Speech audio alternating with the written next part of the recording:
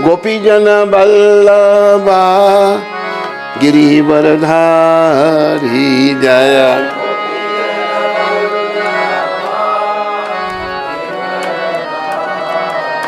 जय राधा माधव कुंज बिहारी जय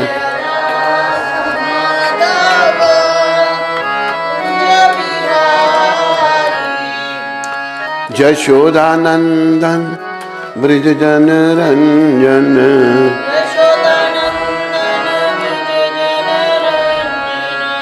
यशोदानंदन ब्रज जन रंजन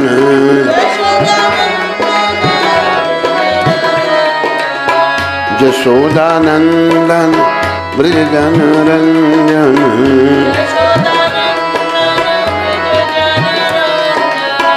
यमुना तीरा बनचारी यमुना जय राधा माधवा कुंज बिहारी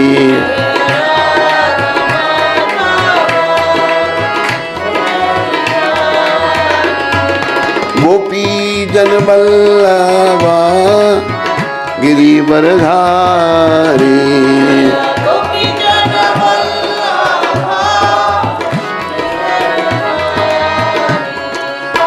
यशोदानंदन ब्रज जन रंजन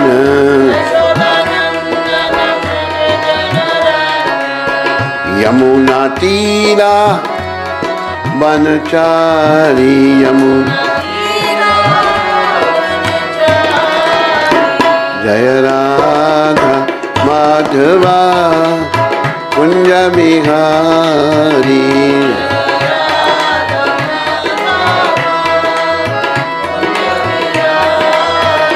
जय राधा माधवा कुंज बिहारी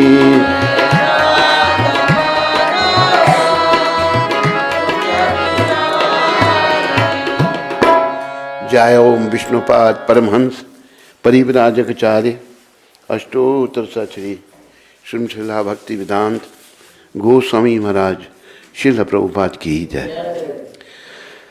जय ओम विष्णुपाद परमहंस परिव्राजकाचार्य अष्टोत्तर श्री श्रीमद् भक्ति सिद्धांत सरस्वती ठाकुर महाराज प्रभुपाद की जय।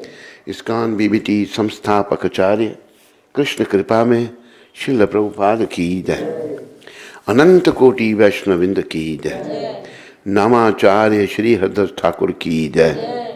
प्रेम से कहो श्री कृष्ण चैतन्य प्रभु नित्यानंद श्री अद्वैत गदाधर श्रीवासादि गौर भक्तविंद की जय। श्री श्री गौर राधा कृष्ण गो गोपीनाथ श्याम कुंड राधा कुंड गिरि गोवर्धन की जय।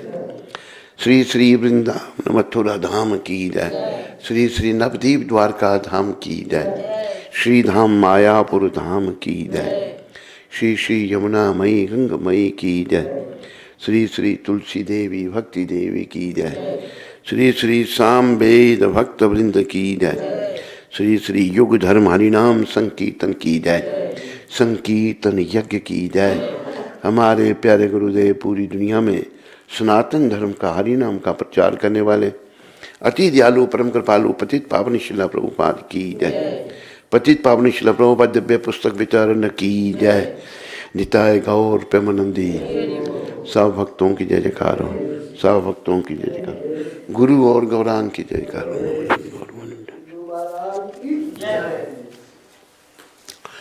ओम अज्ञानातिमृतस्य ज्ञानांजन शलाकया चक्षुरुन्मीलितं येन तस्मै श्री गुरुवे नमः। आज 2 तारीख और शुक्रवार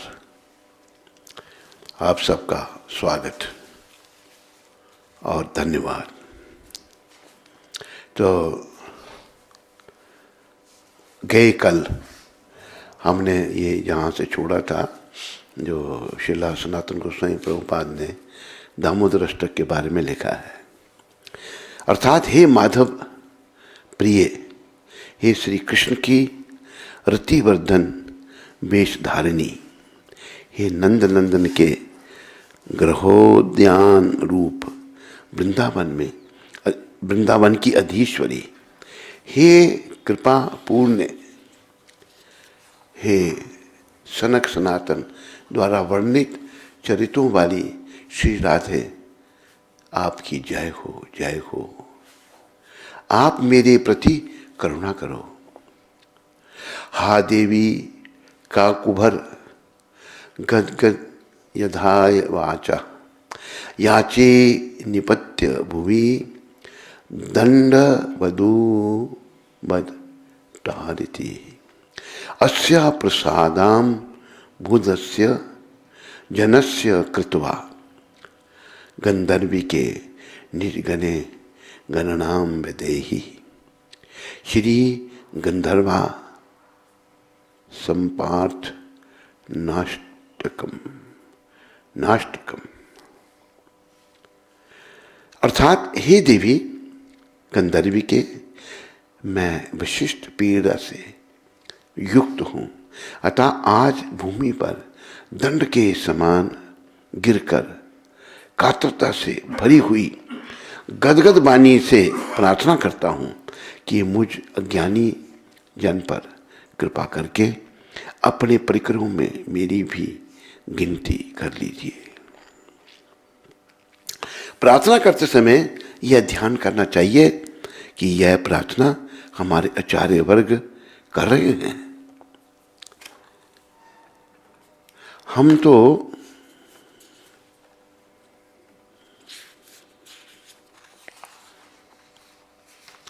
इन प्रार्थनाओं के लिए सदैव अयोग्य हैं। ये बड़ा अच्छा विचार ने कहा है, अयोग्य हैं, हमारे गुरु वर्ग कर रहे हैं, इनकी कृपा से ही ब्रज सेवा प्राप्त हो सकती है। देखो, जो हमारे आचार्यों ने प्रार्थना की, जैसे यहाँ बता रहे हैं श्रील सनातन गोस्वामी प्रभुपाद, कि प्रार्थना करते समय ये सोचना है, ये विचार करना है कि ये प्रार्थना हमारे आचार्यों ने की है आपसे, पर मैं तो प्रार्थना करने के बिल्कुल अयोग्य हूँ। देखो, ये बहुत जरूरी बात है। हम लोग अपने आप को क्योंकि हम शारीरिक स्तर पर होने के कारण, बहुत सारे पाप कर्म हमारे सरों पर होने के कारण, हम लोग जो हैं अपना दूषित मन है, इसलिए हमारी प्रार्थना भी शुद्ध नहीं है। तो ये जो प्रार्थना करें, जैसे मैंने पढ़ी राधा जी के चरणों में की है प्रार्थना, तो ये सोचना हमारे आचार्यों ने की है, मैं तो अयोग्य हूँ। तो जब अयोग्य हम अपने आप को समझने लगेंगे, इसकी अनुभूति हो जाएगी कि मैं अयोग्य हूँ, तो धीरे धीरे योग्यता की ओर आगे बढ़ा जाएगा। लेकिन बद्धावस्था में हमारी क्या त्रुटि है, बहुत बड़ी कमी है, हम आपको अयोग्य समझने के लिए तैयार ही नहीं है। हम अपने आप को हमेशा योग्य मानते हैं, मैं बड़ा योग्य हूँ, बड़ा बुद्धिमान हूँ, पर ये कमी है बहुत बड़ी। प्रभुपाद भी कहते थे,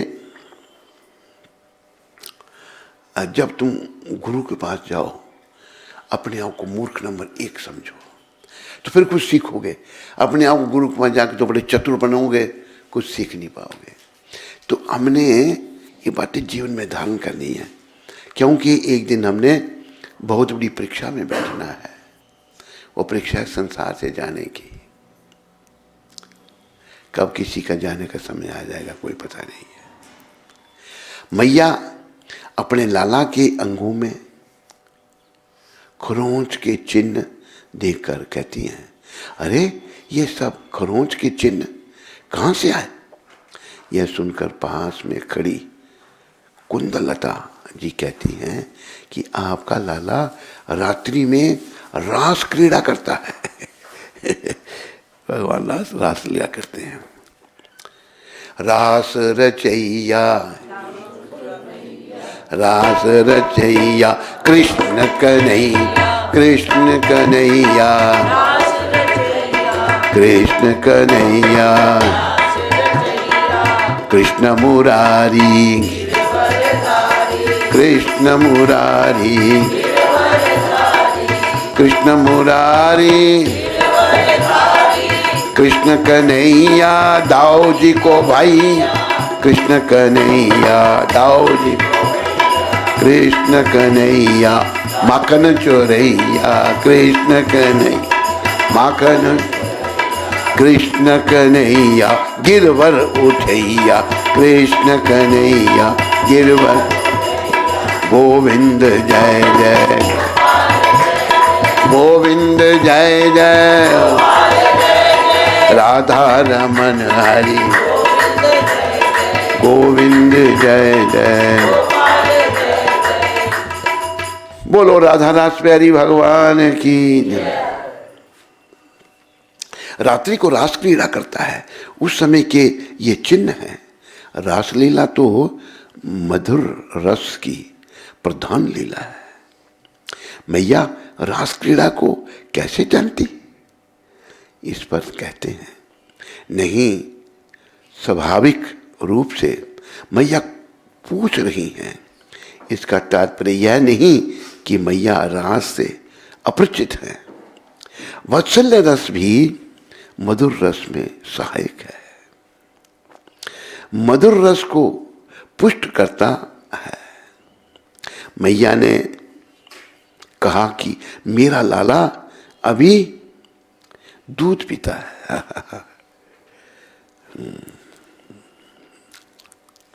उसकी दांतुलियां भी नहीं आई हैं।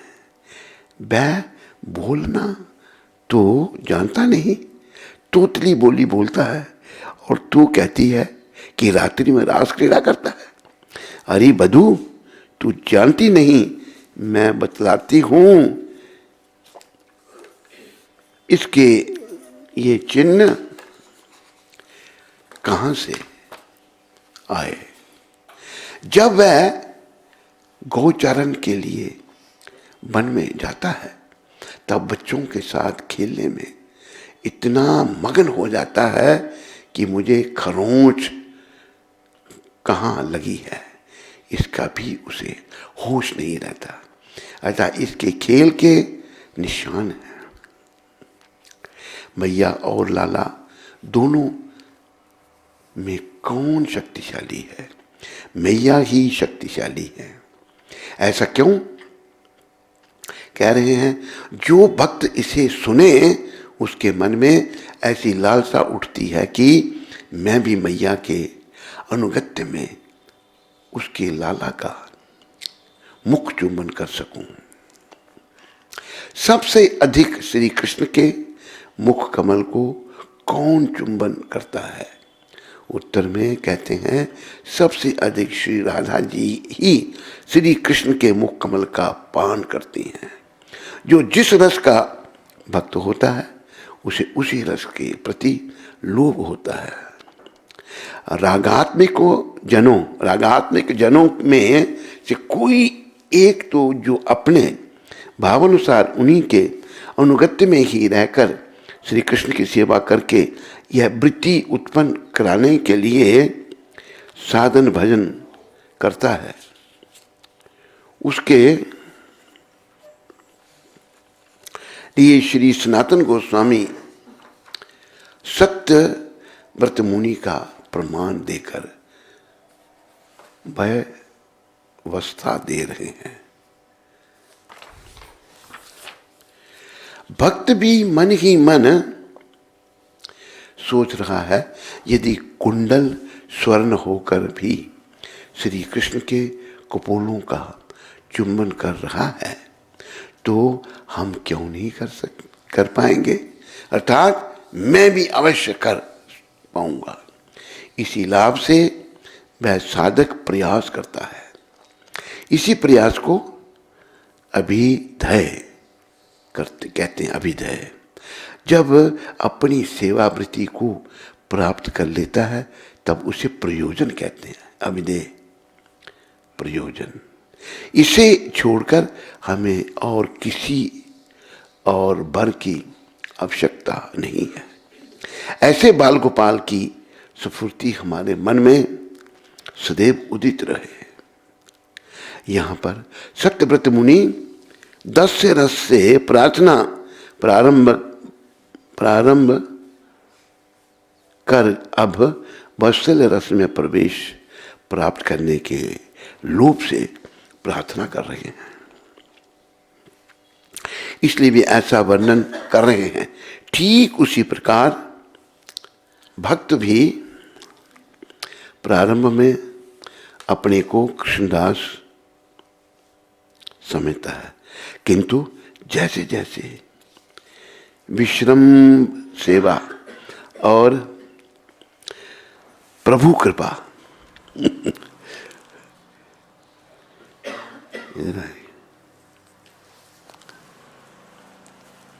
ये लिखा प्रभु ऊ यहां रख दिया। ऐसा होता है कई बार वो प्रिंटिंग का गड़बड़ हो जाती नहीं, प्रभा ऊ इधर दे दिया, प्रभु वो इधर होना चाहिए, वो उधर चला गया, वो इधर होना चाहिए, भाग के नीचे। प्रभु कृपा से आगे बढ़ता जाता है। वैसे वैसे धीरे धीरे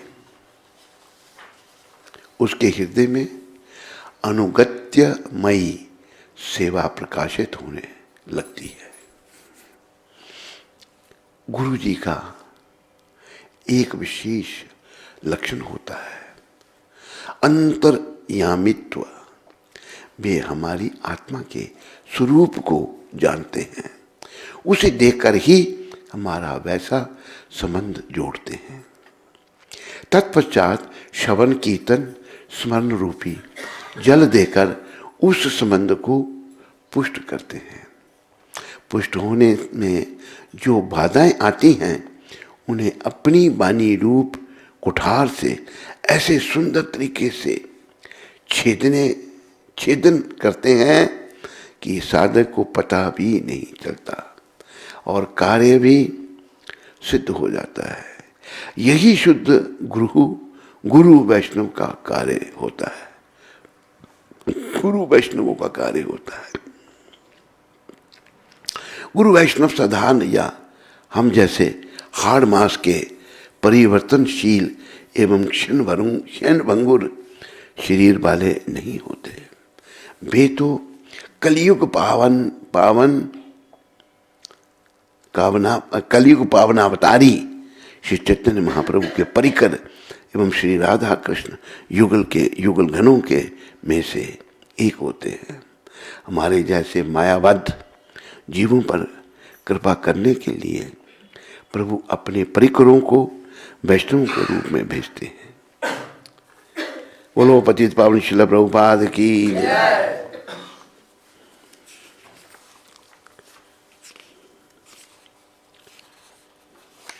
इसके आगे भी है नहीं, ये 33 श्लोक है ना। वहाँ अभी 8 पर थोड़ा ये प्रिंट निकाल लेना। आज एक तो 2 पन्ने और पढ़ लेते हैं। उपासना 2 प्रकार की होती है। मंत्रमयी उपासना और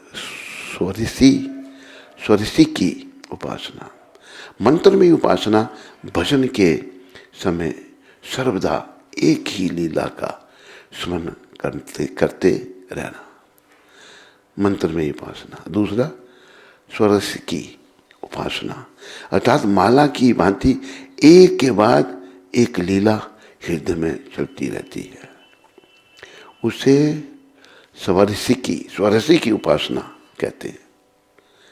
माला के साथ कई लीलाएं चल रही हैं और जो पहली उपासना है वो बस मंत्रमयी उपासना जो है वो केवल एक ही लीला का स्मरण। ब्रिज में मंत्रमयी उपासना नहीं, स्वारसी की उपासना है। साधक ब्रिज के किसी भी कोने में जाएगा, सभी जगह श्री कृष्ण की नई नई लीलाओं का स्फुरण होता है।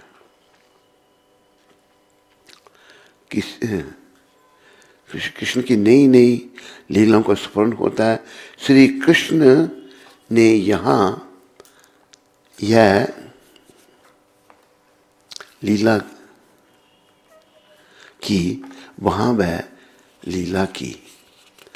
अपने आप श्रृंखला की भांति लीला हृदय में विलोड़ित होती है। अतः स्वरसी की उपासना को ही रागानुगा या लोभमयी भक्ति कहते हैं। लोभमयी भक्ति, रागानुगा भक्ति को। हमारे गोस्वामी वर्ग उसी स्वरसी की लीला में प्रतिष्ठित है। क्या वात्सल्य रस से बढ़कर और कुछ नहीं है। इसका तात्पर्य यह है कि वे गोपी भाव चाहते हैं। लक्ष्य लाभ है, मुझे और कुछ नहीं चाहिए। मुझे जो चाहिए प्रार्थना करूंगा।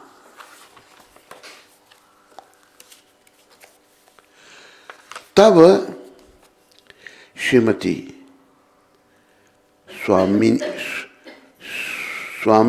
स्वामिनी जी के परिकर में से कोई मिल जाए तो उसका संग पाकर श्री कृष्ण से मांगेंगे, हे कृष्ण, यदि आप मुझसे प्रसन्न हैं और देना ही चाहते हैं तो यही दीजिए। क्या? श्याम सुंदर शिखंड शेखर समेर हास मुरली मनोहर राधिका रसिकमा कृपा निधे स्वप्रिया चरण किंक करीम कुरु। श्री विठल कुलाचार्य है। वास्तव में जब श्री कृष्ण सचमुच ही प्रसन्न होते हैं तब अपने साधकों और साधिकाओं को यही वर देकर अपने को कृतार्थ कर समझते हैं। यही भजन का क्रम एवं विकास है। अंत में यही कर दीजिए, यही वर दीजिए। इति श्री दामोदर अष्टक के पंचम श्लोक की दिग्दर्शनी वृत्ति समाप्त। पंचम श्लोक की समाप्त। अभी 3 श्लोक और हैं।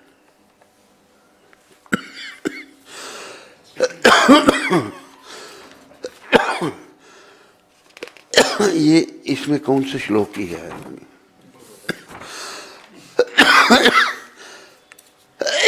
हरे कृष्णा।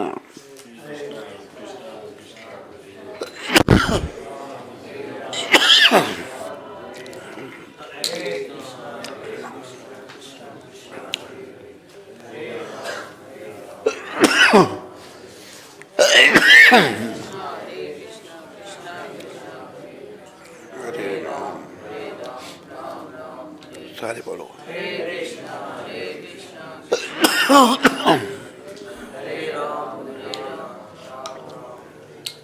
हरे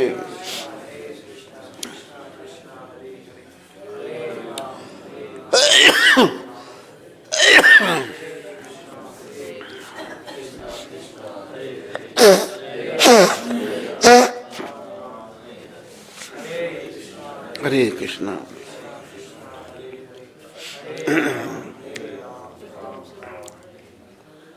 क्या कोई दवाई लेनी है? मधुबनी। हाँ अभी यार मंगवा लेना। खांसी का जोर हो रहा है लेकिन एक इच्छा हो रही है कि भजन गाने की।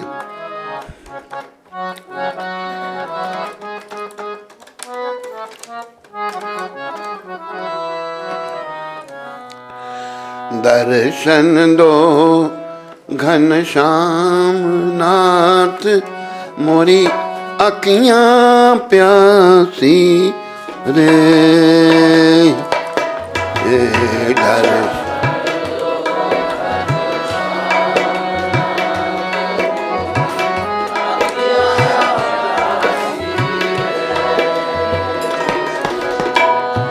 मन मंदिर की ज्योत जगा दो। मन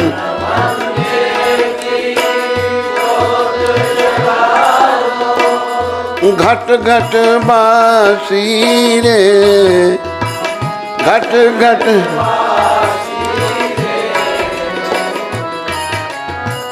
दर्शन दो घनश्याम नाथ, मोरी अखियां प्यासी दे।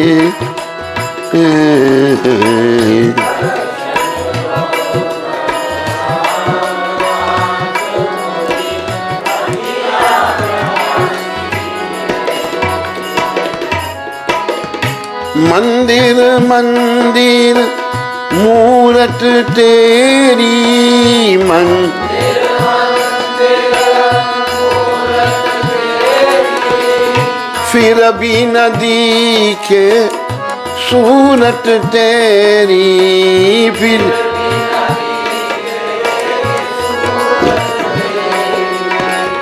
युग बीते ना आई मिलन की,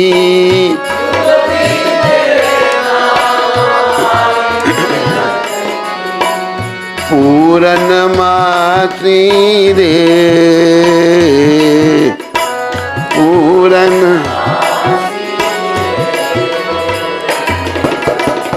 दर्शन दो घनश्याम नाथ, मोरी अखियां प्यासी रे, दर्शन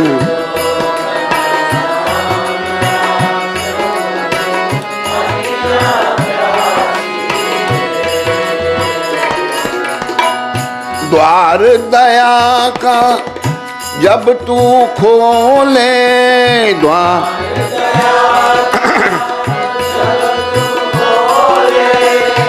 पंचम स्वर में गूंगा बोले,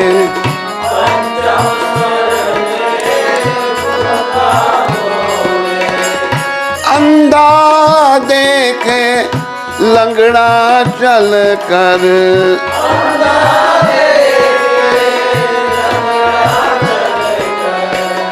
पहुँचे काशी रे,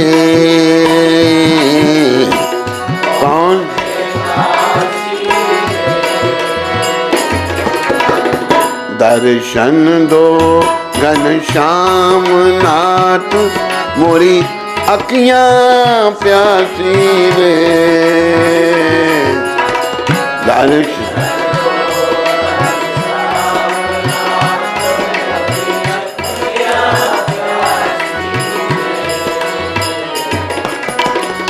पानी पीकर प्यास बुझाऊं,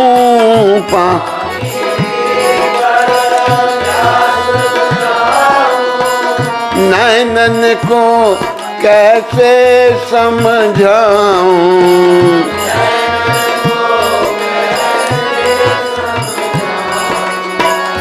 आंख मचोली छोड़ो अब तो,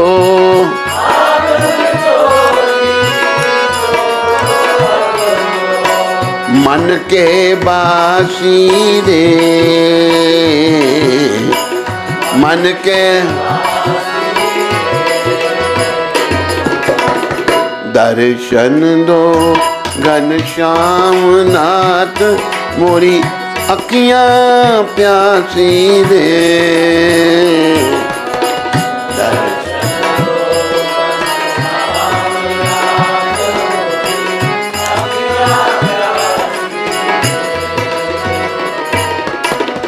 निरवल के बल धन निर्धन के,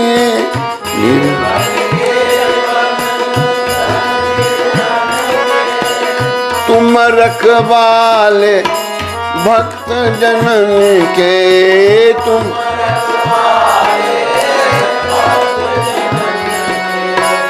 तेरे भजन में सब सुख पाऊं,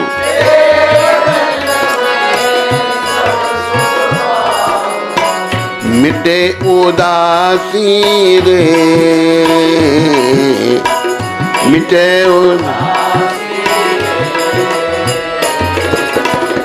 दर्शन दो घनश्याम नाथ, मोरी अखियां प्यासी रे, दर्शन दो।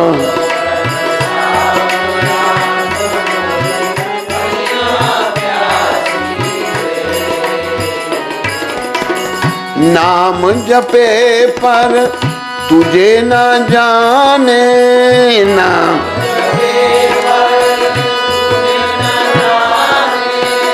उनको भी तू अपना माने,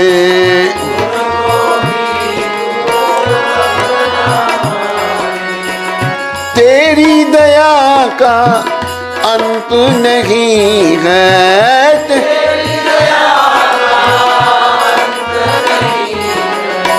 हे दुख नाशी रे,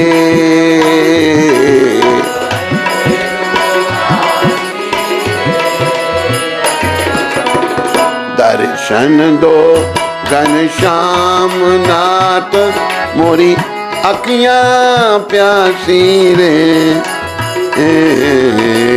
दर्शन।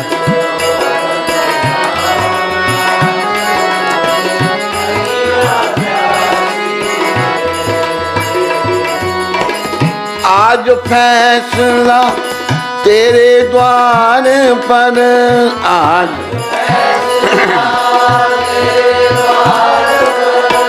मेरी जीत है तेरी हार पर, मैं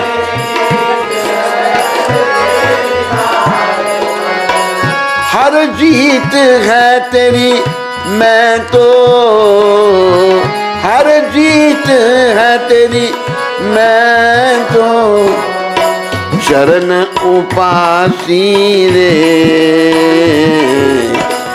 चरण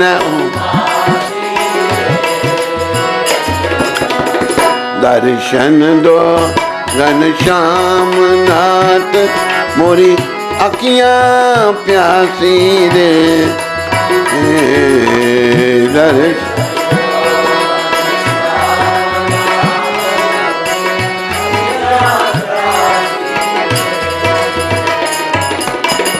द्वार खड़ा कब से मतवाला,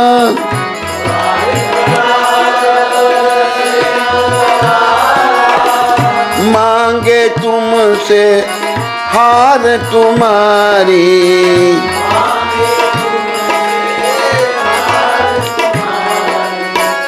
नरसी की ये विनती सुन लो,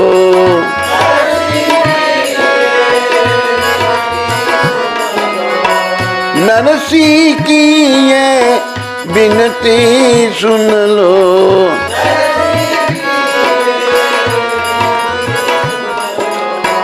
भक्त विलासी रे, भक्त विलासी,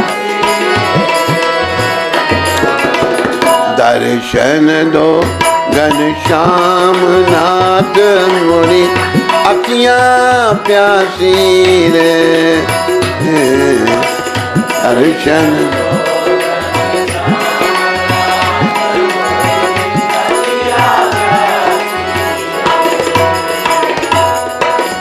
लाज न लुट जाए प्रभु तेरी, लाज नाथ करो ना दया में तेरी,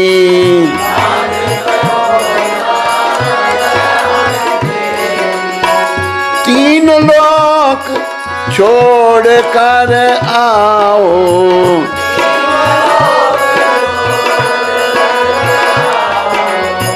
गंगा निवासी रे, गंगा निवास, दर्शन दो घनश्याम नाथ, मोरी अखियां प्यासी रे, दर्शन।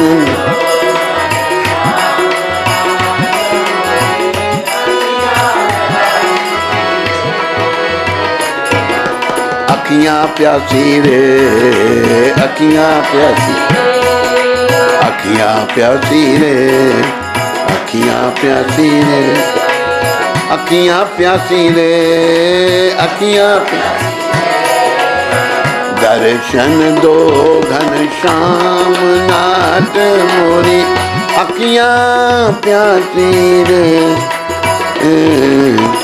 दर्शन दो।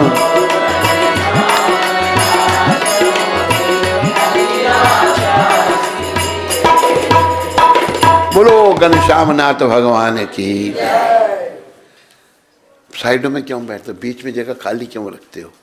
ये तार थे जी भाई, तार। तो हमें भगवान को पाना है। कैसे मिलेंगे भगवान? भोलेपन से। एक कथा आज आ रही थी। एक अच्छे घर से था व्यक्ति, पर बड़ा भोला वाला था वो, और वो वृंदावन आ गया। सबको कहते मुझे भगवान के दर्शन करने हैं, सबको बोल रहा है। भोलेपन में भगवान कहाँ मिलेंगे, कहाँ दर्शन होंगे? एक ठग मिल गया उसको। उसने देखा है भोला वाला है, कीमती कपड़े पहन रखे थे कि चल मैं तेरे को दर्शन कराता हूँ। यमुना जी के किनारे ले आया और कहला कपड़े खोल अपने सारे। यमुना जी ने स्नान करके आ और फिर यहाँ बैठ जा आंखें बंद करके, और जब तक मैं नहीं कहूँ आंखें नहीं खोलना। देखो भोलापन कैसा होता है, आंखें नहीं खोलना। बैठ गया। उसने चरगटे ने क्या किया, और जो धोखा देने वाला, उसके सारे कपड़े उठा के भाग गया, चला गया। और वो बेचारा बैठा हुआ है भगवान का, कई दिन रात बीत के वो नहीं उठा, आंखें नहीं खोलनी। उधर से भगवान का दरवाजा खटखटा गया। भगवान कहते हैं नारद जी को, देखो मेरे भक्त कितने भोले होते हैं, एक ठग जो है बढ़ा गया है, आंखें बंद करके बेचारा कई दिन रात से बैठा हुआ है, यमुना के किनारे नंगा बैठा हुआ है। आज मुझे दर्शन देना चाहिए। भगवान आगे, नारद जी के साथ भगवान आगे तो नारद जी कहते हैं भाई आंखें खोलो, भगवान तुम्हें दर्शन देने आए हैं। कहते आप कौन हो? कहते मैं नारद हूं। कहते फिर जब तक मेरे गुरुजी नहीं मुझे कहेंगे तब तक नहीं मैं खोलूंगा। और गुरुजी कौन ठग भले रहते। तो भगवान कहते हैं भाई ऐसा करो नारद जी, जाओ उसके गुरु को ढूंढो कहाँ है। नारद जी ने ढूंढा उसको, तो एक जगह और ऐसी ठगबाजी चला रखी थी उसने। नारद जी बोले चल भाई, जैसे तू बैठा के आया है नंगा, कई दिन रात से बेचारा बैठा हुआ है, चल भगवान उसको दर्शन देने आए हैं। तो आया वो, तो उसने कहा आंखें खोलो। तो वो समझ गया मेरे गुरुजी की आवाज़ है। आंखें खोली तो आगे भगवान बैठे हुए हैं, वो ठग भी है। तो दर्शन हुए भगवान के। जब अभी वो सोच में पड़ गया किसके पहुंचूं पहले, तब ये शब्द उसने कहा,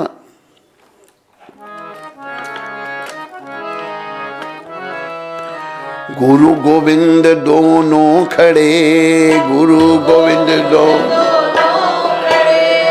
काके लागू पाए, काके बलिहारी गुरुदेव की बलि, जो गोविंद दियो मिला, जो गोविंद दियो। ये उसके ध्यान में आया। झट पहले गुरु के चरणों में उसने सर रखा, फिर भगवान के चरणों में सर रखा। तो देखो भोलापन। मुझे भी कई कहते हैं, कहीं महाराज आप सबकी बातों में आ जाते हो, बड़े भोले हो, डांस लगाते हैं मेरे को, बड़े जोर से चिल्लाते हैं कि महाराज तो कोई जानते हैं नहीं, जो कोई कहता है उसकी तरफ चल पड़ते हैं। क्या कहूँ मैं उनको? अभी मेरा स्वभाव भगवान ने ऐसा बनाया, तो मैं आपके स्वभाव की तरह अपना स्वभाव कैसे बना लूँ? ठीक है नहीं? हाँ बिल्कुल। भगवान ने जैसा बनाया तो वैसा ही तो होंगे ना।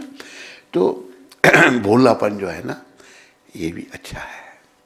फिर वहां वर्णन आता है,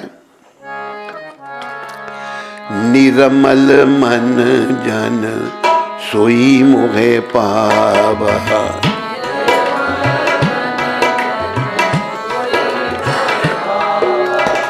निर्मल मन जन सोई मोहे पावा, निर्मल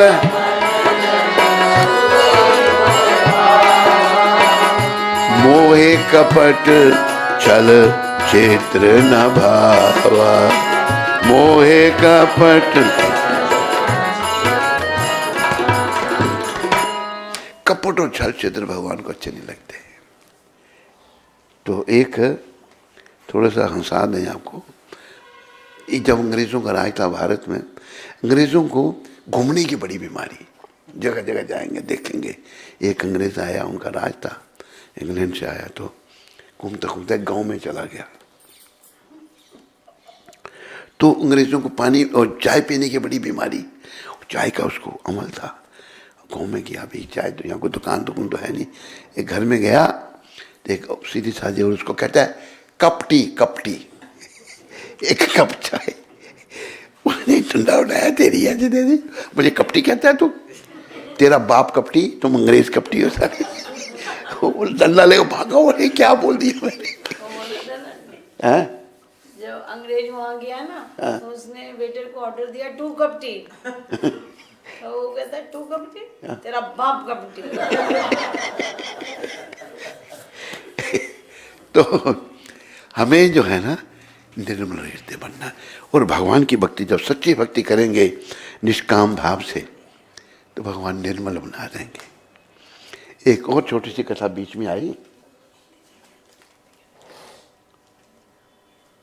ठीक है, ठीक चल रहा है ना?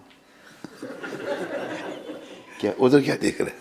उधर गिनती। अच्छा अच्छा, फिर और टपक पड़े तो फिर क्या करेगा? कर ले, इतना का गिनती कर ले। और तेरी गिनती ने मेरे कथा ही बुला दी। बड़े अच्छा प्रसंग मुझे याद आया था। तो हाँ, आ गया याद। यही वृंदावन की बात है, इसी कलयुग की, जब मुसलमानों का राज भारत में था। तो एक यहाँ माता रहती थी, बड़ी रूपवती थी, पर भक्त भी बहुत थी भगवान की, वो अनन्य भक्त भगवान की थी वो।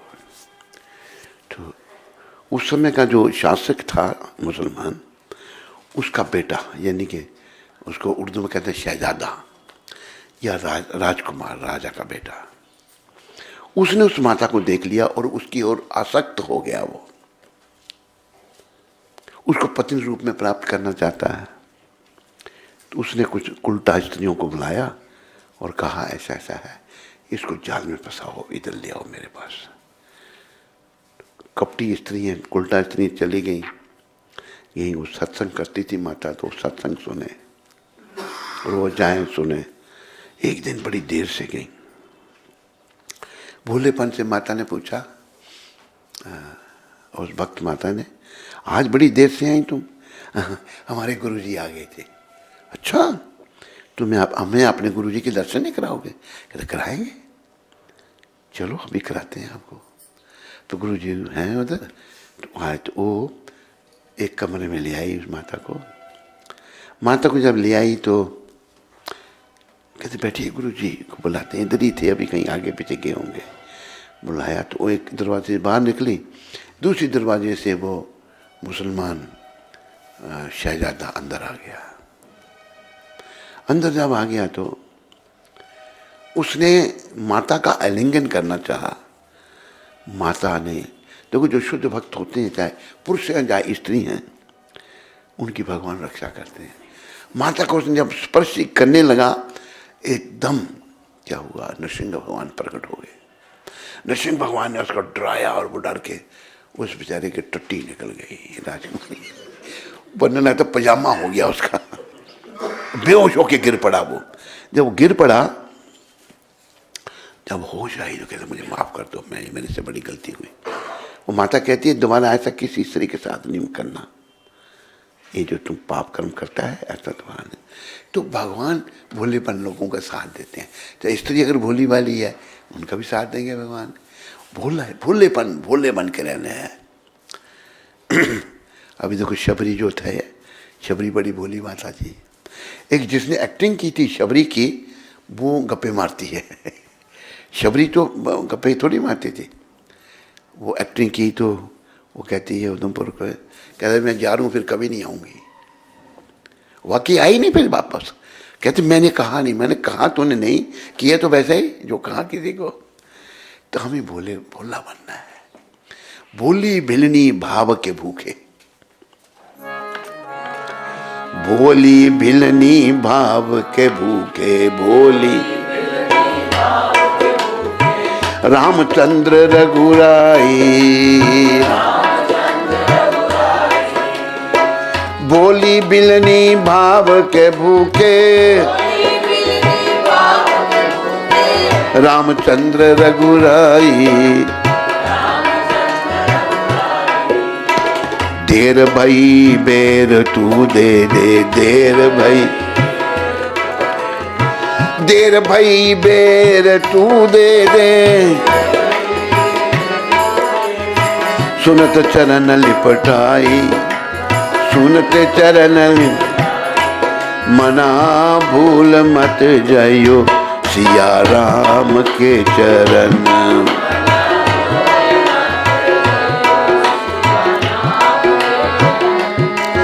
सिया राम के चरण, राधा श्याम के चरण, सिया राम के चरण, राधा श्याम के मना भूल मत जाइयो, सिया राम के चरण।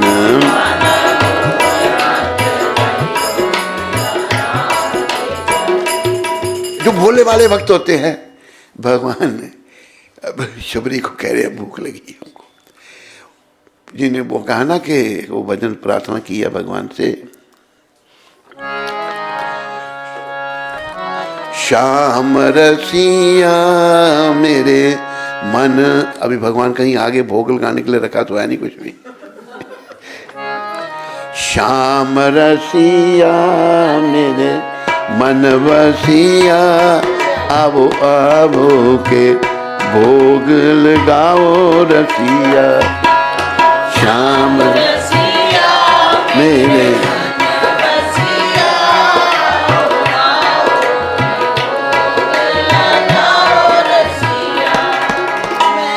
भिलनी के बेर सुदामा के तंदुल,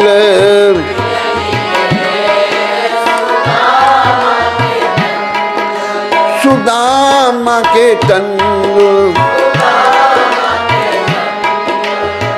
प्रेम से भोग लगायो रसिया,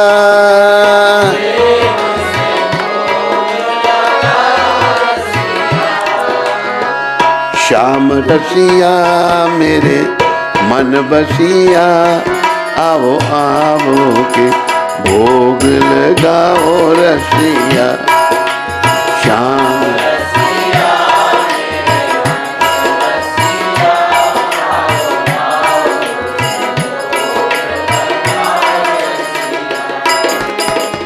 दरियो धन के मेवा त्यागे,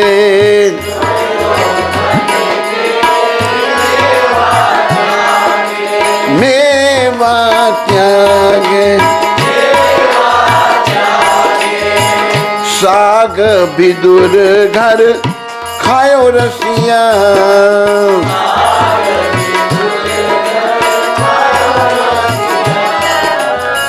श्याम रसिया मेरे मन बसिया, आओ आओ के भोग लगाओ रसिया, श्याम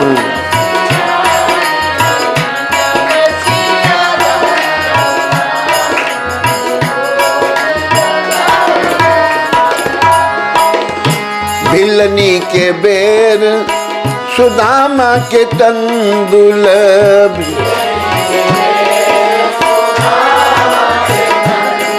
सुदामा के तंदुल,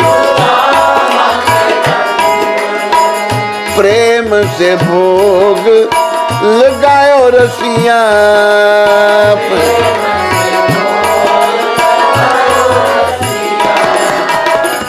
श्याम रसिया मेरे मन बसिया, आवो आवो की भोग लगाओ रसिया, श्याम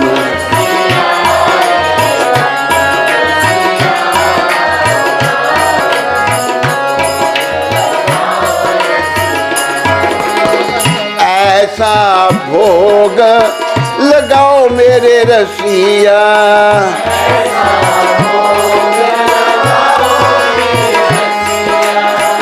प्रेमामृत बन जाए रसिया।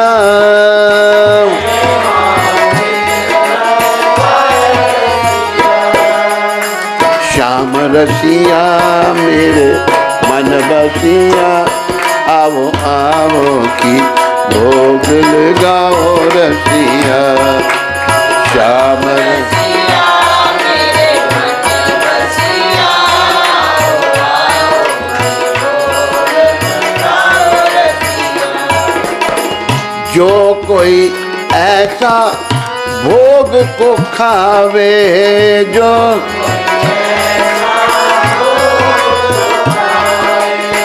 सोई तेरो बन जाए रसिया।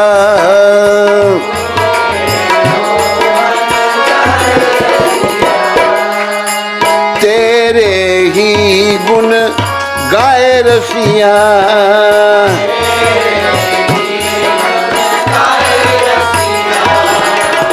श्याम रसिया मेरे मन बसिया, आओ आओ की भोग लगाओ रसिया। श्याम रसिया मेरे मन बसिया, आओ भोग लगाओ रसिया। मीरा के प्रभु गिरधर नागर,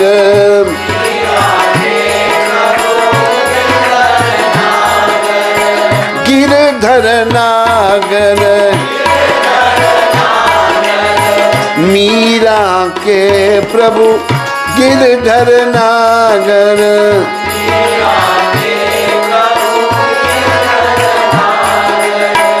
आकर दर्श दिखाओ रसिया।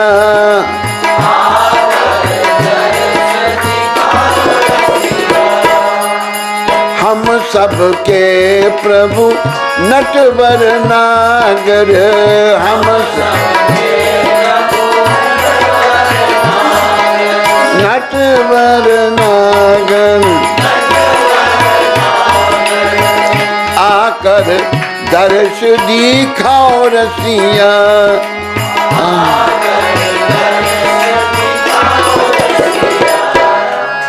श्याम रसिया मेरे मन बसिया, आओ आओ के दर्श दिखाओ रसिया। श्याम रसिया मेरे मन, आओ आओ जी भोग, प्रेम से भोग लगाओ रसिया।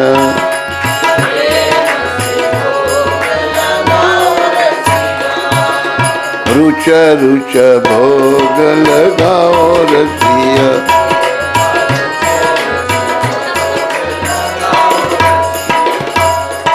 बोलो मोर मुकुट बंसी वाले की।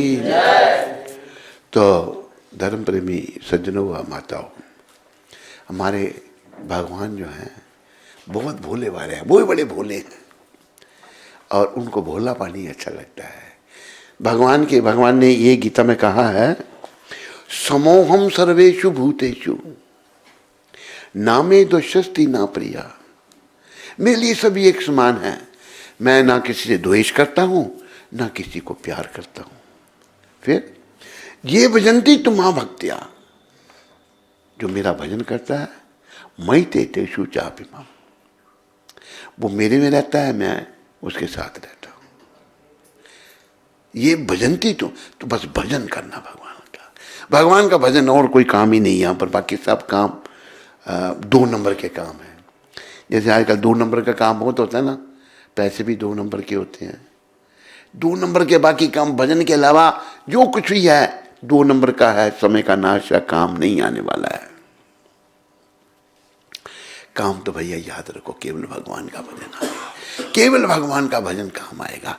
इसलिए कहा है,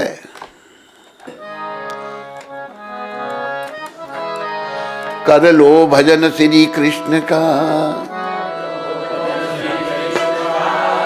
ये काम आएगा, छूटेंगे धन व जन, मगर ये साथ जाएगा।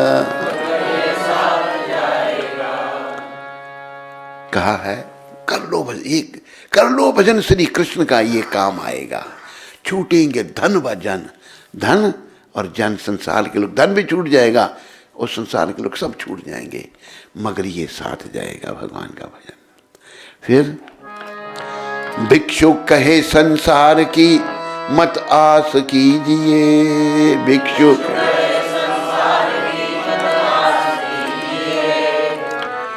सच्चा कृष्ण का नाम है विश्वास कीजिए, सच्चा कृष्ण का नाम।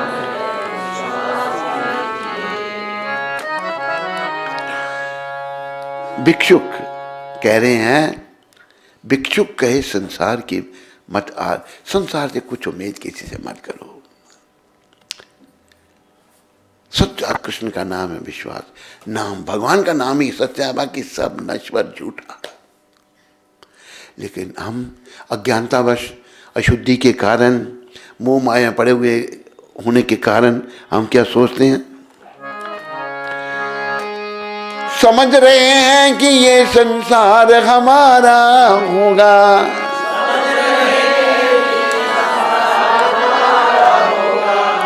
ये पुत्र ये मित्र ये परिवार हमारा होगा, पुत्र ये मित्र ये परिवार हमारा। नहीं ध्यान की जब काल प्राण लेता है,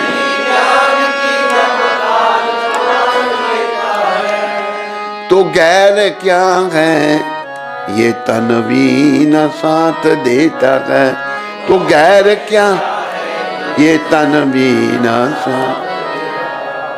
अज्ञान तो बात क्या समझ रहे हैं, समझ रहे हैं कि ये संसार हमारा, सारा संसार ही मेरा है, ये पुत्र ये मित्र ये परिवार हमारा होगा, कोई भी नहीं अपना। नहीं ध्यान किसी के ध्यान में नहीं, अगर हो ना सही तरह से ध्यान में ये बात आ जाए तो हम इसी काम में लग जाए, बात ही ध्यान में नहीं आ रही है। नहीं ध्यान कि जब काल प्राण लेता है तो गैर क्या है ये तन भी ना साथ देता है। दूसरों को छोड़ो, शरीर भी साथ नहीं देगा, ये भी शमशान की अमानत है भाई, ये भी काम पर और कौन काम आएगा, कोई नहीं आएगा। काम तो आना है भाई,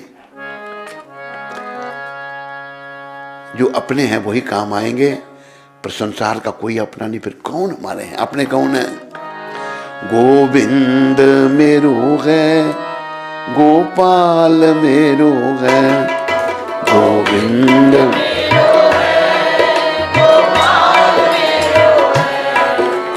गोविंद मेरो है गोपाल मेरो है, गोविंद मेरो ओ बांके बिहारी नंदलाल मेरो है, ओ बांके बिहारी नंदलाल मेरो है, ओ बांके बिहारी नंदलाल मेरो है, ओ बांके बिहारी नंदलाल मेरो है, गोविंद मेरो है गोपाल मेरो है, गोविंद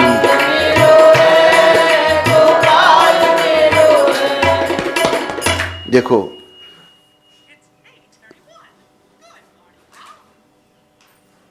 कौन बोल रहा है, घड़ी बोल, मेरे पास तो घड़ी का। तो प्रिय बंधुओं, एक था लकड़हारा, लकड़ियाँ बेचने वाला, सीधा साधा बोला वाला था बेचारा, जंगल में लकड़ियाँ काट रहा, नदी के किनारे एक काट रहा था, तो काटते हुए उसका जो कुल्हाड़ा था और लोहे का पानी में गिर गया, बेचारा रोने लग पड़ा, कैसे मेरी जीविका चलेगी। तो वरुण देवता जी प्रकट हो गए, देखा भाई बड़ा गरीब है, दया आ गई।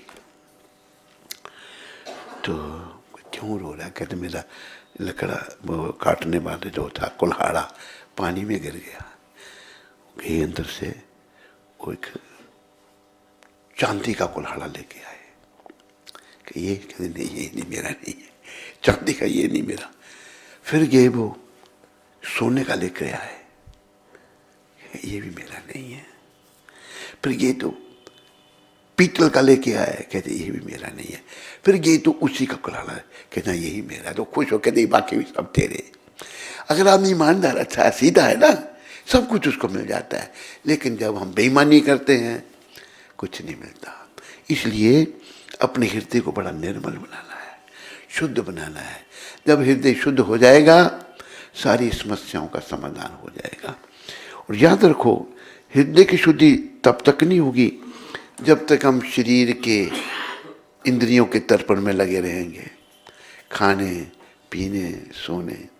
हम जब छोटे थे, ऐसी कोई कृपा थी, गुरु महाराज की कृपा थी, सुबह बहुत जल्दी उठते थे हम। एक हमारा भतीजा था, मेरे से थोड़ा छोटा था, तो सबको उठाते थे, बसा उठो भजन करो। क्योंकि हमारी स्त्री से माता भी 3 बजे उठती थी, तो उसको भी उठाता था मैं उठ भाई। उसका नाम घनश्याम था। कहता है मेरे को, कहता चाचू चाचू यही तो टाइम होता है सोने वाला, सोने का, तुम उठा देते हो हमको, इसी टाइम हो जाता है सोने का।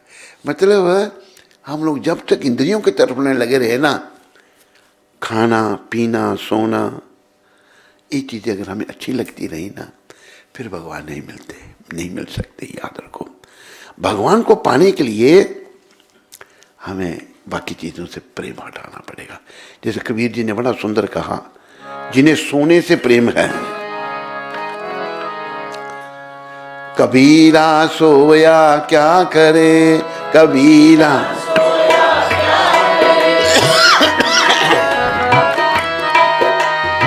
कबीरा सोया क्या करे, कबीरा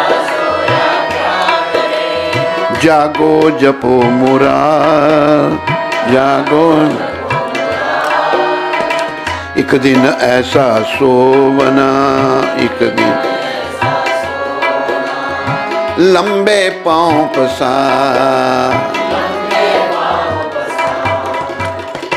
जिन्हें सोना बड़ा पसंद है, ऐसी कोई कृपा रही गुरु महाराज की, हम सब जल्दी उठते थे सुबह।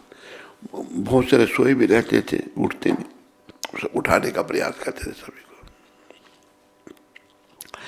कबीर साहब कहते हैं, तू सोया हुआ क्या करता है, जागो और मुरारी श्री कृष्ण का भजन करो। जागो जपो मुरार, जिन्होंने मुरा नाम के राक्षस का वध किया था भगवान ने, उनका भजन करो। क्यों? एक दिन ऐसा सो बना लंबे पांव पसार। एक दिन तू ऐसा सोएगा फिर उठेगा ही नहीं, तो अभी जाग। कबीरा सोया क्या करे, जागो जपो मुरार, एक दिन ऐसा सो बना लंबे पांव पसार। सोना भी है, पर बहुत ज्यादा सोना जो है ना, ये समय का नाश है। एक हमारा मारवाड़ी था, वो बंसल, तो मिला हमको, भेंट हुई, किसने कराई, तो गुरु मानने लगा हमको। हमने कहा जप कर, जप नहीं करता, तो बड़ा पैसे वाला था, जप नहीं करना, कर नहीं करना, होता ही नहीं महाराज। नाम नहीं जपना, दूसरा बीमारी क्या, 24 घंटे होते ना, 25 घंटे सोता था वो, 24 में 25 घंटे। एक बार उसके घर में हम गए तो सो रहा था, कोई ध्यान नहीं किया, महाराज मैं सो रहा हूँ। अभी पूरी तरह ही सो गया, बेचारा उठा ही नहीं, फिर वो बीमार हो गया, छोटी उम्र में चला गया, शरीर छोड़ दिया। तो हमें नींद जो है ये मौत की निशानी है, मरे हुए में और सोए हुए में कोई अंतर नहीं है। अगर कोई सोया हुआ आदमी है, उसका कोई गला काट दे तो क्या कर सकता है, कुछ नहीं, सोया सो रहा है, उसको होश नहीं है। मौत, नींद और मौत एक जैसी हैं दोनों। तो हमें जाकर और रसायन छोड़कर नाम, रसायन कहते हैं सोना बनाना। भारत में ये कलाएं थी, सोना बनाया जाता था, बेल मेटल और कुछ चीजें बना करके वो सोना बना दिया जाता था उसका। कहते हैं कि कबीरा सोया क्या करे, जागो जपो मुरार, एक दिन ऐसा सोना लंबे बौं पसार। अगर तू एक दिन ऐसा सोएगा फिर उठेगा ही नहीं। अगर तू जाग करके मुरारी श्री कृष्ण का भजन कर, उनका बस ये तेरे काम आएगा। ये तू भजन का जो है ना रसायन बना, भजन रूपी रसायन कर। बाकी जो तुम लगा है ना और रसायन बना, आदमी पैसे बनाने में लगा होगा, ये सबको छोड़ दे। तो तेरे कुछ भी काम नहीं आने वाला। तेरे काम आएगा बस भगवान का नाम और भगवान। तो हमें ध्यान रखना है इन बातों को। अब देखो प्रभुपाद जी इतनी वृद्धावस्था में थे, 70 साल की अवस्था में ये आंदोलन शुरू किया। उनकी कृपा से मौका मिला उनके साथ रहने का, तो बेचारे दिन रात सेवा में लगे हुए हैं, दिन रात। एक रात को शाम को जल्दी में उनकी चरण सेवा करता था, तो बुलाया, लेटे हुए थे। तो फिर मैं अपने बिस्तरे की तैयारी करने लगा। यही वृंदावन की बात है। बिस्तरे की जब तैयारी करने लगा तो अंदर से आवाज़ आई कि प्रभुपाद जी अनुवाद कर रहे हैं। डिक्टाफोन पर प्रभुपाद जी, हरि बोल, एक गोली रखो मुंह में। डिक्टाफोन पर प्रभुपाद जी जो हैं अनुवाद कर रहे हैं। पर मुझे अंदर बुलाया उन्होंने।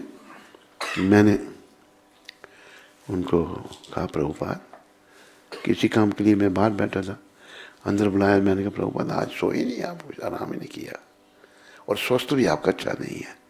प्रभुपाद कहते थे, प्रभुपाद ने कहा ये शरीर कभी स्वस्थ होगा कभी अस्वस्थ होगा, लेकिन हर हालत में तुम्हें कृष्ण की सेवा करते रहना चाहिए। यही तुम्हारा श्रेय है, यही क्रेडिट है। तो प्रभुपाद जी एक ऐसे संत थे जिन्होंने तन मन धन सब भगवान की सेवा में लगा दिया। तो ये हमने सीखना है उनकी कृपा से, और भजन असली काम करना है। जैसे मैंने बताया ना आपको, कर लो भजन श्री कृष्ण का, ये काम आएगा। छूटेंगे धन व जन मगर ये साथ जाएगा। अज्ञानता में क्या सोच रहे हैं हम? समझ रहे हैं कि ये संसार हमारा होगा, ये पुत्र ये मित्र ये परिवार हमारा होगा। नहीं ध्यान कि जब काल प्राण लेता है तो गैर क्या है, ये तन भी न साथ देता है, शरीर भी साथ किसी का नहीं देता। साथ देने वाले गोविंद हैं, उनकी शरण में आना है, उनका नाम लेना है, उनसे प्रार्थना करनी है। प्रभु मुझ पर कृपा करो और मुझे अपने चरणों में लगा लो। मुझे अपनी सेवा दो। भगवान से प्रार्थना क्या करनी है कि हे कृष्ण, पहले ये राधा रानी, ये कृष्ण भगवान, ये राम भगवान, मुझे अपनी सेवा में लगा लीजिए। बस सेवा। अभी हम सेवा में तो हैं, अपनी इंद्रियों की सेवा में, आंखों की सेवा में, सोने की सेवा में, खाने की सेवा में, बहुत सारे बोलने की सेवा में। इसमें हम सुख ढूंढ रहे हैं। इनमें तो कोई सुख नहीं है। सुख तो केवल कृष्ण के भजन में, कृष्ण की शरण में। कृष्ण शरण बिन नाथ सुखों का कभी सवेरा ना होगा। सुख रूपी सवेरा तो कृष्ण की शरण में आने से ही होगा, और कोई तरीका नहीं है। इन्हीं शब्दों के साथ आप सबका धन्यवाद। आइए प्रभुपाद जी की शिक्षामृत पढ़ेंगे हम।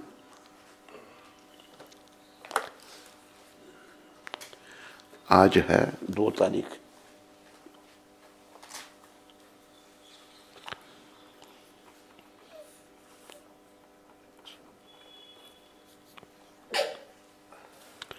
तो प्रभुपाद ने क्या शिक्षा दी? ये है श्रीमान कृष्ण को पत्र। श्रीमान कृष्ण 2 दिसंबर 1976 को ये लिखा था प्रभुपाद ने। श्री कृष्ण प्रत्येक वस्तु की जड़ है। यदि वे प्रसन्न हो जाते हैं तो सभी प्रसन्न हो जाएंगे। कृष्ण जो है ना, हर वस्तु की जड़ है। तो अगर कृष्ण प्रसन्न हो जाएंगे तो सभी प्रसन्न हो जाएंगे। फिर प्रभुपाद कहते हैं, यदि आप पेड़ की जड़ में पानी दो तो पूरे पेड़ को पानी मिल जाता है। यह मानवता की सर्वोच्च सेवा है। मानवता की सर्वोच्च सेवा यह कृष्ण की भक्ति, कृष्ण की सेवा। अगर कृष्ण प्रसन्न होंगे सभी प्रसन्न हो जाएंगे, सभी सुखी हो जाएंगे। दुख नाम का कोई वस्तु नहीं। आज दुख केवल इसलिए है हम कृष्ण से विमुख हैं। हमने कृष्ण भगवान के उन्मुख होना है, उनके चरणों में आना है, उनके चरणों में शीश नभाना है, जीवन को सफल बनाना है। बोलो पतित पावन शिला प्रभुपाद की। हरे कृष्ण।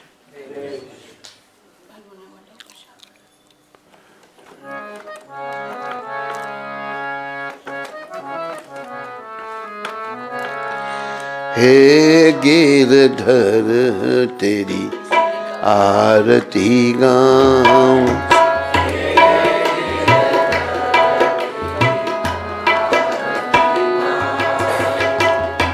मोर मुकुट तेरे शीस पे सोगे,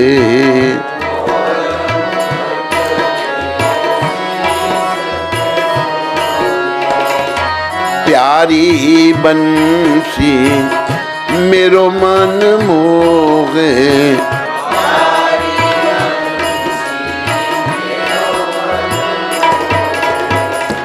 देख छवि बलि हारी मैं जाऊं, देख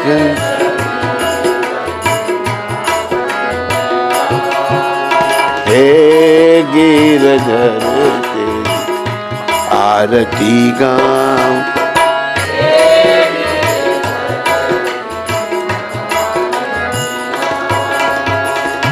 चरणों से निकली है गंगा प्यारी,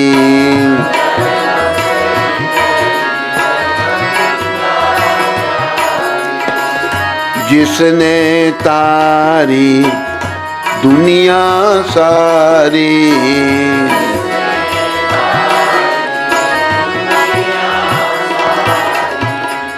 उन चरणों में शीश झुकाऊं,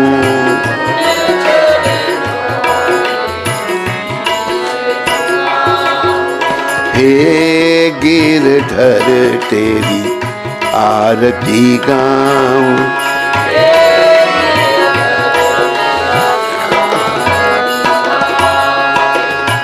संग सोहे वृषभानु दुलारी,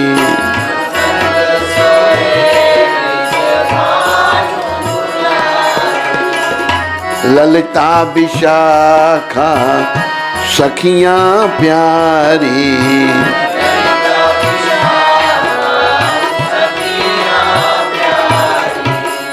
युगल छवि के दर्शन पाऊं,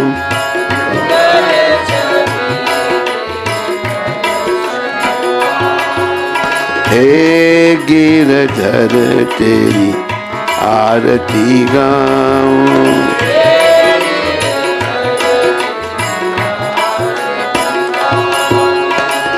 व्यासदास के नाथ आप हो,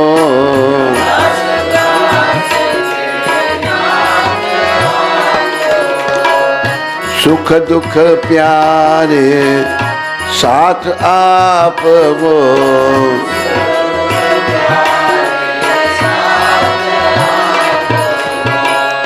वास सदा वृंदावन वास,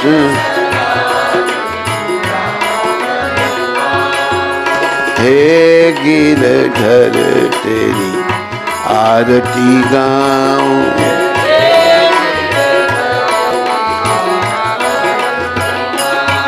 जय राधा गिरधर, राधा गिरधर, राधा गिरधर, राधा गिरधर, जय राधा गिरधर, राधा गिरधर। बोलो राधा गिरधर भगवान की, बोलो मोर मुकुट बंसी वाले की। तो ये उनकी की तो समोसे जो है वो काले कृष्ण कृष्ण की पत्नी का जन्मदिन है आज। पत्नी का है उसकी? अद्वैत ने बताया। और ये पेड़ा जो है वो राधा रानी माता के हरिप्रिया गंज राधा रानी की हरिप्रिया, नातिन का, अच्छा बेटी का, बेटी की बेटी। बेटी की बेटी का रामविलास प्रभु उधमपुर से। है। रामविलास प्रभु उधमपुर से। हरे कृष्ण। रामविलास पासवान। हरे कृष्ण महाराज जी, कल कन्हैया का जन्मदिन था। अच्छा। कृपया आप उसे अपना आशीर्वाद प्रदान करें। तो वो जलसा वलसा किए कुछ उसने? अरे कन्हैया के जन्मदिन पर जलसा कुछ किया नहीं तुमने? 1 साल का पहला जन्मदिन। हाँ, पहले जन्मदिन में बड़ा जलसा होना चाहिए था। कुछ अभी भी कोई बात नहीं, एक आध दिन लेट भी चल सकता है, तो बड़ा जलसा होना चाहिए। रामविलास मैं बता दूँ। मीनू कुंती माता बता देगी। मुनिराज प्रभु प्रयागराज से। हरे कृष्ण, हमारे प्यारे परम पूज्य सदगुरुदेव महाराज जी के श्री चरणों में कोटि कोटि शीश नमन स्वीकार हो। गुरु महाराज जी, कल गीता जयंती है और 4 दिसंबर परसों एकादशी है। कृपया मार्गदर्शन करें, हमें जप के अलावा और क्या करना चाहिए कि हमारा कृष्ण प्रेम और आप जी के चरणों में प्रेम ज़्यादा से ज़्यादा बढ़ता रहे। आपका आशीर्वाद सदैव मिलता रहे। धन्यवाद गुरु महाराज जी। सब कुछ कृष्ण संबंधी करना, कृष्ण के लिए सब कुछ करना, ऐसे करने से कृष्ण प्रेम बढ़ेगा। अच्छा, कल गीता जयंती है ना, तो गीता का गायन होगा मंदिर में, तो मैं 9वां अध्याय गायन करूँगा कुछ 9:30 बजे। हैं? नहीं, मंदिर में उन्होंने इनवाइट किया हमको कि आप एक अध्याय आप भी पढ़ना, तो 9वां अध्याय हम पढ़ेंगे कुछ 9:30 बजे के करीब। आप सब लोग भी आ सकते हैं वहाँ पर। पहले यहाँ 8:30 पे खत्म कर। हाँ, ऐसा ही करेंगे। हाँ, पहले यहाँ ख़त्म करके जाएंगे, तो जलसा वलसे की उम्मीद नहीं करना उधर कुछ भी। नहीं, इधर कर देंगे ना। इधर जलसा इधर ही हो जाएगा। रामविलास को बताना है। रामविलास जो खुद ही करेगा कांटेक्ट, उनको वो सब देख रहे हैं। अच्छा, और सोनिया माता उधमपुर से। हरे कृष्णा, अति दयालु अति कृपालु पतित पावन शिला गुरुदेव। सोनिया माता कौन सी है ये? हैं? जिसकी दीक्षा नहीं हो पाती, जब भी दीक्षा का समय होता है कुछ हो जाता अच्छा, सोनिया। है। पतित पावन शिला गुरुदेव के हैं? चरण- पतित पावन शिला गुरुदेव के चरण कमलों में मेरा बारंबार दंडवत प्रणाम। बहुत बार आपको संदेश देने का विचार आया, किंतु कभी बातें नहीं करने की हिम्मत ना हो पाई। हे शिला गुरुदेव, मेरा बेटा सात्विक शर्मा 1-2 महीने से बीमार चल रहा है।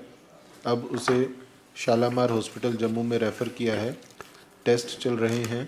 प्रभुपाद जी और आपकी कृपा से उसकी हेल्थ में सुधार लग रहा है। हे श्री गुरुदेव जी, आप अपनी कृपा बनाए रखना और हमारा मन श्री श्याम सुंदर और भक्तों की सेवा में लगा रहे, ऐसी दया दृष्टि बनाए रखना।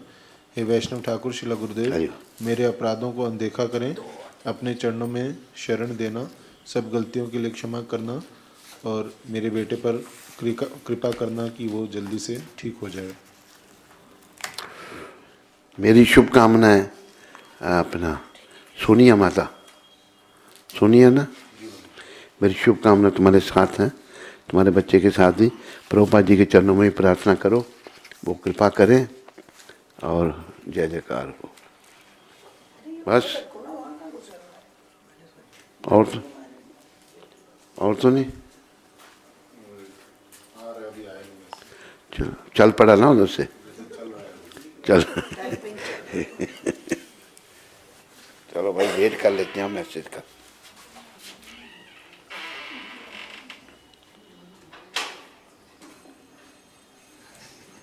हरि भक्ति माता मुंबई से। हरे कृष्ण महाराज जी, दंडवत प्रणाम। By your blessings my surgery was successful on Wednesday. Please continue to protect me. You are my saviour, your most fallen daughter Hari Bhakti Devidasi. अच्छा, हरि भक्ति। चलो, प्रभुपाद जी ने कृपा की तेरे पर, और खूब भक्ति करो, जप करो, प्रचार करो, जीवन सफल करो। हरे कृष्ण। बस चलो, अभी प्रसाद ले लो सब लोग। प्रसाद लेते समय मेरे को टच करने की कोशिश नहीं करें, प्रसाद कोई टच करें उसको पकड़े।